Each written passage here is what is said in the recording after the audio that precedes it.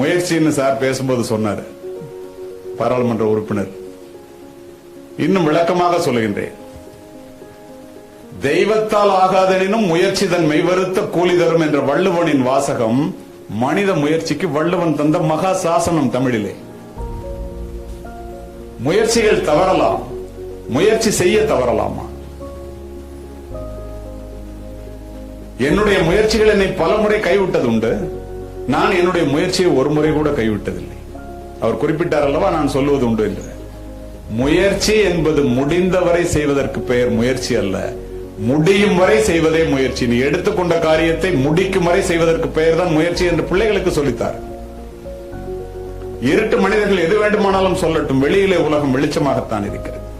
இங்கு யாரும் கண்ணீர் விட்டு கதற வேண்டிய அவசியம் இல்லை.